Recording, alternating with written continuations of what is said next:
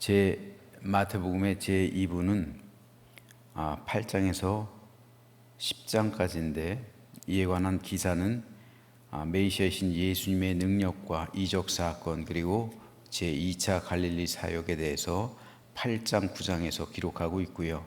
그리고 제자의 길에 관한 강화 말씀, 그러니까 첫 번째 강화는 산상수훈인데요, 두 번째 마태복음에 등장하는 강화는 제자의 길입니다. 이것은 10장에 기록되어 있습니다.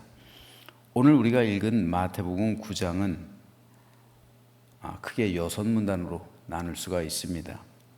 8절까지는 예수 그리스도에게 사죄의 권세가 있음을 나타내신 중풍병자 치유 사건에 대해서, 9절에서 13절은 세리 마태의 소명과 예수님과 제자들과의 식사 및 의원의 비유, 그리고 14절에서 17절은 예수님과 세례 요한의 제자들과의 금식에 관한 논쟁에 대해서, 18절에서 26절은 혈루증 여인의 치유 및 회당 직원의 딸 소생 이적에 대해서, 27절에서 34절은 두 소경과 귀신 들려 벙어리 된 자의 치유에 대해서, 마지막으로 35절에서 38절은 예수 그리스도의 제2차 갈릴리 사역 및 추수권 요청 기도 명령에 관해서 기록하고 있습니다.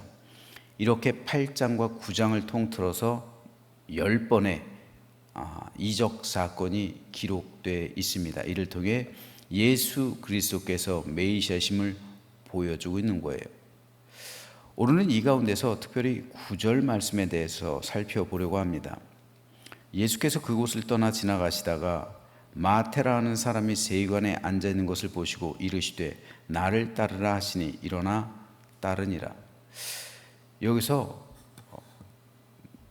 예수님께서는 특별히 마테라는 사람을 제자로 부르시고 있습니다. 마테는 마태복음의 저자예요. 그러니까 마테는 자기 자신을 예수님께서 제자로 부르시는 그 과정이 바로 제2차 갈릴리 사역 직전에 그 과정 가운데 있음을 보여주고 있습니다.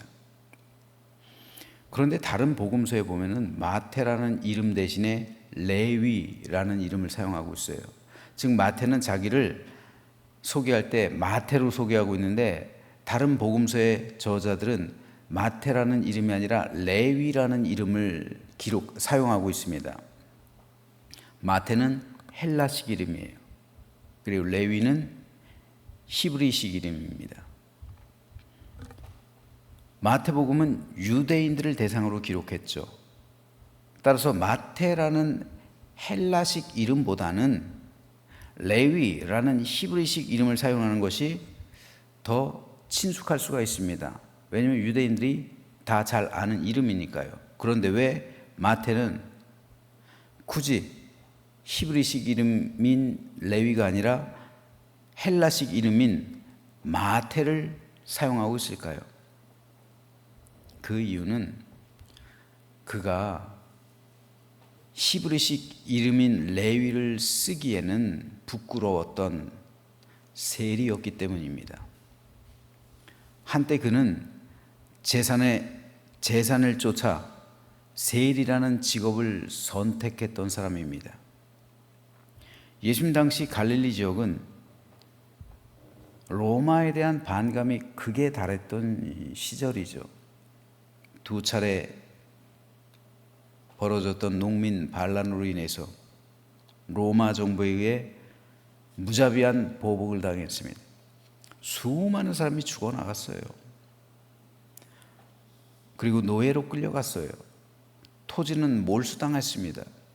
가정과 사회가 해체가 됐어요. 그래서 그곳에 열심당이 생겨난 근거지가 됐잖아요. 열심당이 이렇게 활약을 하고 있었던 그 근거지가 갈릴리예요. 그런데 그 갈릴리 지역에 세리에 자원하는 사람들이 있었습니다. 그 가운데 하나가 마태예요. 당시 세리는 월급이 없었어요. 따로 로마 정부에서 월급을 주지 않았습니다. 로마 정부의 방패로 세운 사람들이에요. 모든 원망의 화살을 세리에게로 넘기는 겁니다. 로마 정부는 욕을 안 먹고 모든 원망을 세리에게 전가하는 거예요. 그러니까 세리한테는 월급을 주지 않아요.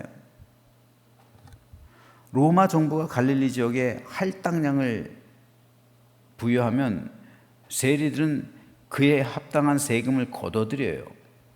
그리고 로마 정부가 요구한 세금을 납부합니다. 그런데 걷어들이는 과정에서 더 걷어들인단 말이에요. 왜요? 나머지는 자신들이 착복하는 형태예요. 그래서 많이 걷어들이면은 많이 남겠죠. 그럼 자신들이 많은 것을 나누겠죠.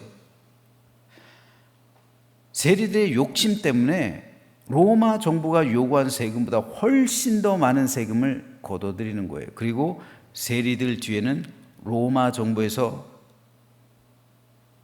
세리들을 비호하기 위해서 군사를 붙여주잖아요. 군대가 뒤에 있기 때문에 세리들이 이 권세를 누릴 수밖에 없는 거예요. 그러니까 얼마의 세금을 부과하건 로마 정부는 상관하지도 않고, 그리고 많은 세금을 거두어서 로마 정부로 보내고 나머지를 자신들이 착복하는 형태이기 때문에 세리들에 대한 원망은 엄청날 수밖에 없어요. 삭개오가 부자였죠. 어떻게 부자가 돼요? 그만큼 세금을 많이 착복했다는 거죠. 그러니까 세리들은 대부분 부자로 살았어요. 아마도 마태 역시 부자였을 거예요. 세리들은 그래요. 그렇게 모은 재산, 그러니까 민족을 등친 거잖아요. 민족이 고통받든 말든 그들의 고혈을 빤 거잖아요. 그리고 자신은 부를 축적한 거잖아요. 그러니까 삭개오의 고백은 엄청난 거예요. 4배나 갚겠다는 건 거지가 되겠다는 것과 똑같은 말이에요. 전 재산의 반을 주고 나머지는 4배나 갚겠습니다. 그건 모든 재산을 다 기탁하는 것과 다름없는 거예요. 마태 역시 그러한 세리였습니다. 백성들은 세리들을 일컬어 돈 때문에 민족을 팔아먹은 민족의 매국노, 백성을 착취하는 죄인으로 규정했습니다. 그래서 세리들은 성전 안으로 들어갈 수도 없는 거예요. 이방인처럼 이방인의 뜰에서 기도할 수밖에 없는 거예요. 그곳에서 가슴을 치며 나는 죄인으로소이다 기도하는 존재, 마태와 같은 존재죠. 삭개오 같은 존재. 그리고 세리의 증언은 법정에서 증언으로 채택될 수도 없어요. 증인이 될 수도 없어요. 세리는 증인이 될 수가 없어요. 그 정도로 거짓된 인간의 표본이었기 때문입니다. 그런데 예수님은 세리인 마태를 제자로 부르셨어요. 죄인을 유대 사회에서 그토록 혐오하고 저주하던 그 죄인을 예수님의 제자로 부르신 거라고요. 감히 예수님께 마태가 나아갈 수가 없어요. 먼저 예수님께서 부르시니까 제자로 나아간 겁니다. 스승은 좋은 제자를 두고 싶어 해요. 그래야 제자가 잘 되면 스승의 명망도 높아지는 거예요. 예수님도 얼마든지 좋은 제자들을 곁에 둘 수가 있었어요. 어제 살펴본 서기관이라든지 바리새인들, 사두개인들처럼 가문이 좋은 사람들, 바리새인들처럼 지식 수준이 뛰어난 사람들, 지적이고 가문 좋고 명망 있는 사람들을 얼마든지 제자로 부르실 수 있었습니다. 그러나 주님은 어부들을 제자로 부르세요. 열심당원을 제자로 부르시고요. 또 세리를 부르셨습니다. 이것은 제자 공동체를 통해서 하나님 나라를 보여주시려는 예수님의 의도예요. 즉 제자 공동체는 하나님 나라의 특성을 고스란히 담고 있는 거예요. 그래서 예수님께서는 이 제자 공동체를 통해서 하나님 나라가 어떠한지를 보여주시기 원하셨던 겁니다. 그 첫 번째 특성은 하나님의 은혜는 낮은 곳에 임한다라는 사실을 보여주는 겁니다. 예수님께서 12제자를 선택하실 때 그냥 선택하신 게 아니에요. 주님은 밤새도록 기도하세요. 그리고 12제자를 선택하셨습니다. 그런데 이들의 면면을 보면 바리새인이나 서기관이나 사두개인들처럼 명망 있고 지적이고 많이 배우고 가문이 좋은 사람들이 아니에요. 이들은 대부분 평민들이었어요. 유대 사회가 싫어하는 열심당원들이었고요. 혐오하던 죄인이었습니다. 그러나 예수님께서 그들을 제자로 부르신 이유는 하나님의 은혜는 낮고 천한 곳에 먼저 흐르기 때문입니다. 물을 부으면 가장 낮은 곳에서부터 차오르는 거예요. 이게 복음이에요. 예수님의 탄생 소식을 가장 먼저 전한 사람도 천대받던 목자들이었습니다. 목자들 역시 당시에 세리처럼 죄인으로 취급돼서 그들 또한 법정에서 증인으로 채택될 수 없었던 존재들입니다. 그러나 천사가 예수님의 탄생 소식을 목자들에게 전한 이유는 복음은 낮은 곳에서부터 차오른다는 사실, 하나님의 은혜는 가장 낮고 천한 곳에서부터 흐른다는 사실을 보여주는 거예요. 예수님께서 임하신도 가장 낮고 천한 곳에 임하셨잖아요. 그래서 증인이 될 수 없는 사람을 증인이 되게 하는 것, 이게 복음이에요. 마태처럼요. 그리고 목자들처럼요. 법정에서 증인으로 채택될 수 없었던 사람들을 복음의 증인으로 부르셨잖아요. 이게 복음입니다. 하나님의 은혜는 낮고 천한 곳에 그곳에서부터 먼저 차오르기 시작하는 거예요. 그래서 예수님은 심령이 가난한 사람은 복이 있다 말씀하시는 겁니다. 가난은 낮아진 것이기 때문입니다. 바로 그곳에서부터 하나님의 은혜는 임하기 때문이에요. 교만은 높아진 것이죠. 그러니까 교만한 사람에게는 하나님의 은혜가 임할 수가 없어요. 겸손은 낮아진 거죠. 가난은 낮은 겁니다. 그러니까 우리가 가난해야 하나님의 은혜를 경험하게 되는 거예요. 우리 마음이 교만하다면 하나님의 은혜를 경험할 수가 없는 거예요. 그래서 예수님께서는 제자 공동체 역시 심령이 가난한 사람들로 채우신 것이에요. 이것이 첫 번째 제자 공동체를 통해서 보여주시기 위한 하나님 나라의 특성입니다.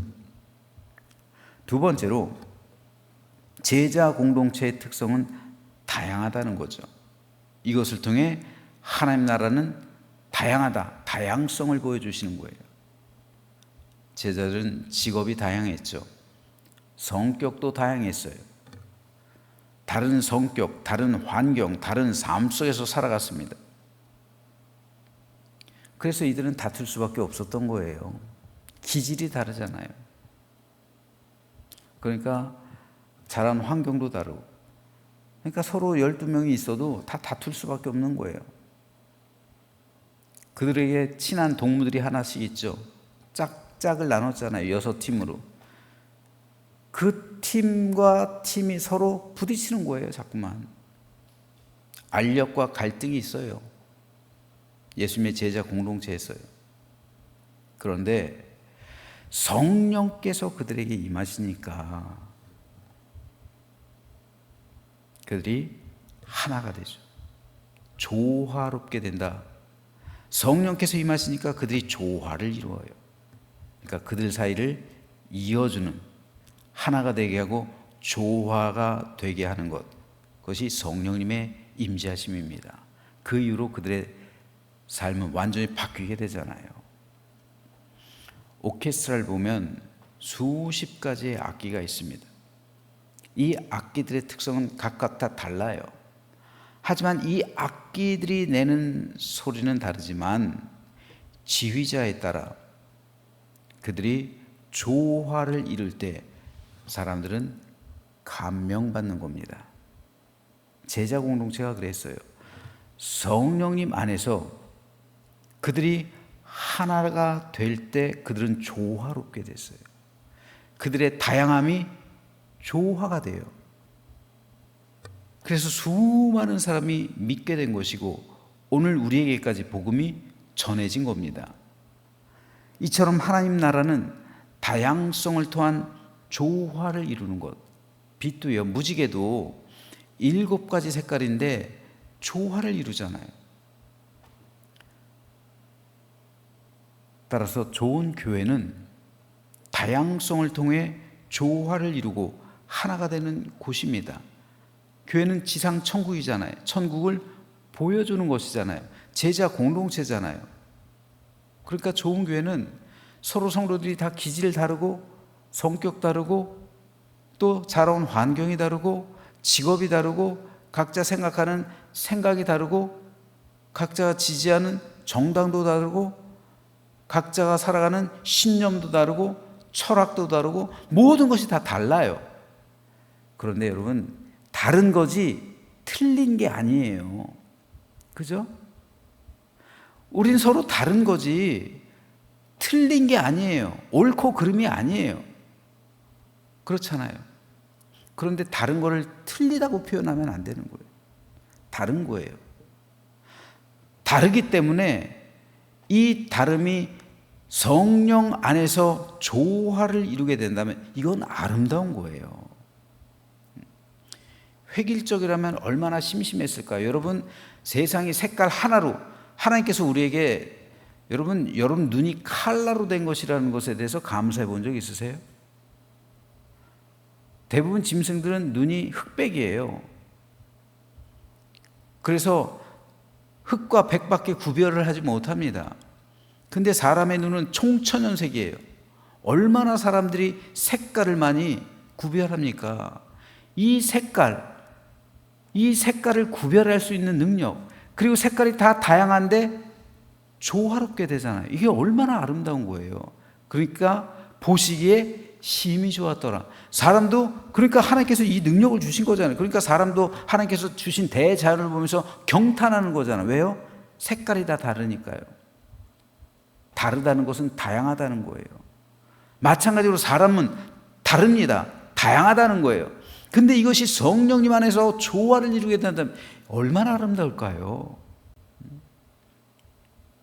그러므로 좋은 교회는요, 다양성을 존중하는 거예요.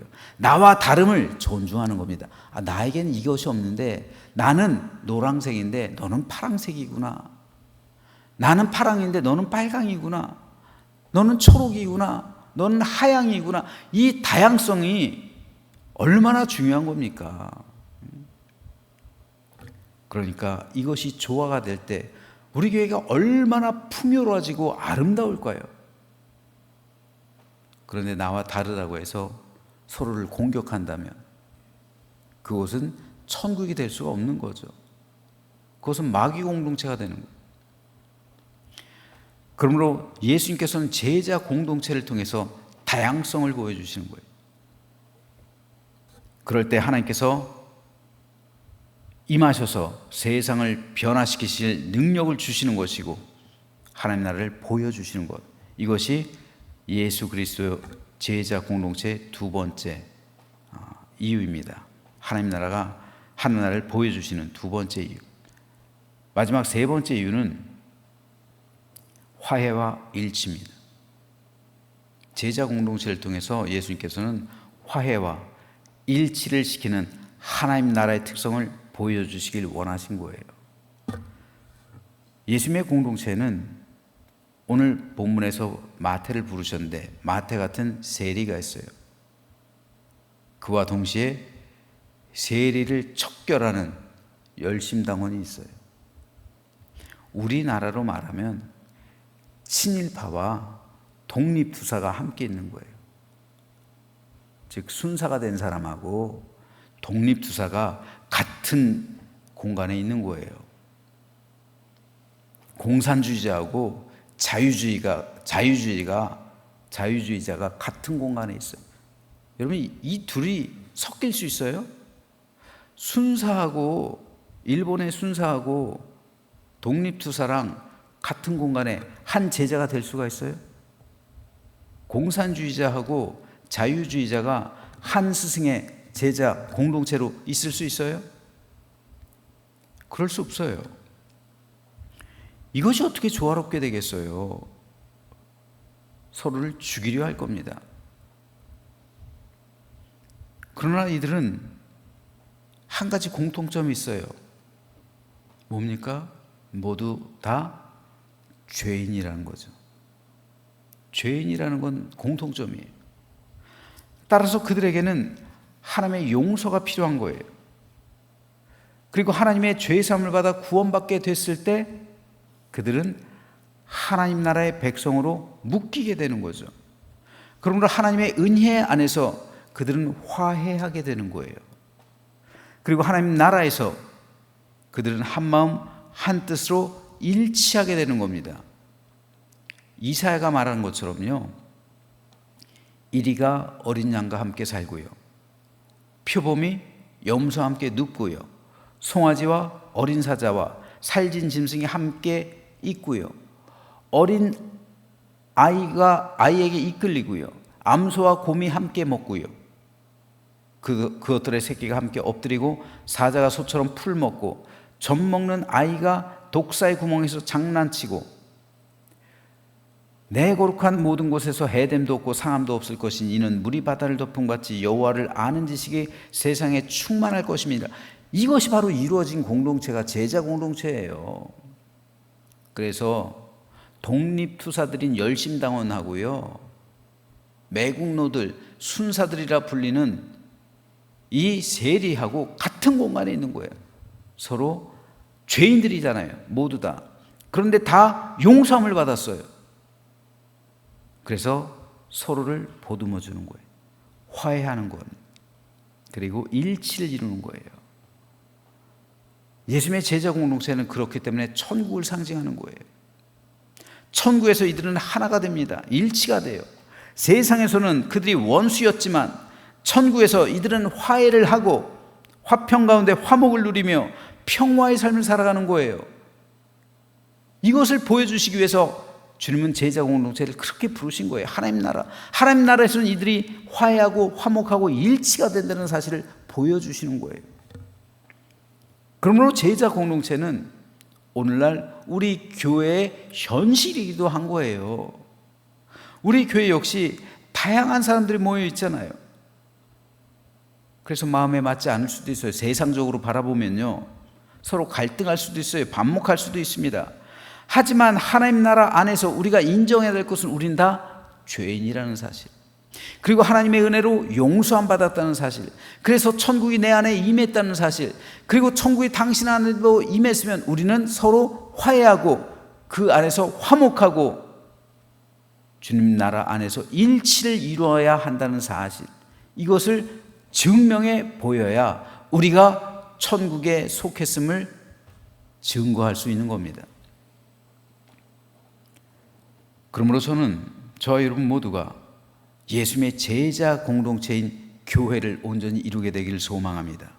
그래서 복음 안에서 천국 백성이 되고 하나가 되어서 마태처럼 우리를 불러주신 주님께 감사하며 순교자의 신앙에 이를 수 있는 믿음을 갖게 되는, 그래서 교회의 특성을 온전히 보여주며 오늘날 임한 제자 공동체가 우리 교회라는 사실을 다시 한번 믿음으로 확신하며 우리 안에서 천국의 기쁨과 은혜와 축복을 누리며 살아가는 복된 우리 모두가 되시기를 주님의 이름으로 축원합니다.